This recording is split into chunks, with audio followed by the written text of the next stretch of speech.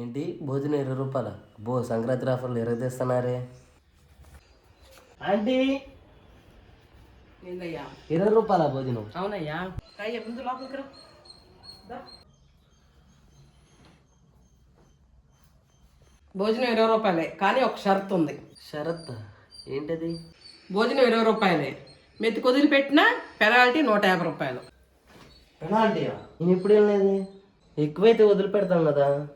ఎందుకు వదిలిపెట్టాలి చెప్పు? నువ్వేమైనా కష్టపడ్డావా, దుక్కి దున్నావా, ధాన్యం పండించావా? మీరు పిల్లలు, మీ తల్లిదండ్రులు రైతులేగా. వాళ్ళు పడే కష్టం విలువ తెలుసా మీకు? ఒక్కసారి ఆ పంట పొలాలకు వెళ్ళి చూడండి, రైతులు పడే కష్టం. ఒక్కసారి రోడ్డు మీదకి వెళ్ళి చూడండి. ఒక్క పూట అన్నం కోసం ఎంతమంది రెక్కలు ముక్కలు చేసుకొని కష్టపడుతున్నారు చూడండి అమ్మా. అన్నం కడుపు నిండా తినాల, ఆరోగ్యానికి మంచిది.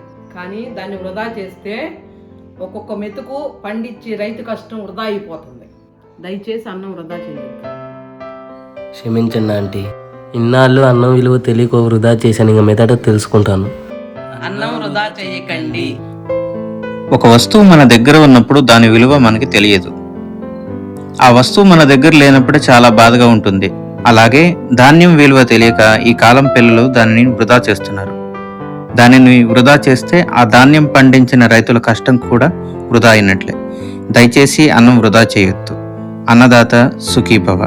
ఇట్లు మీ రాజేష్ వేల్చూరి. మన ఛానల్ తరపు నుంచి సబ్స్క్రైబర్లందరికీ సంక్రాంతి శుభాకాంక్షలు.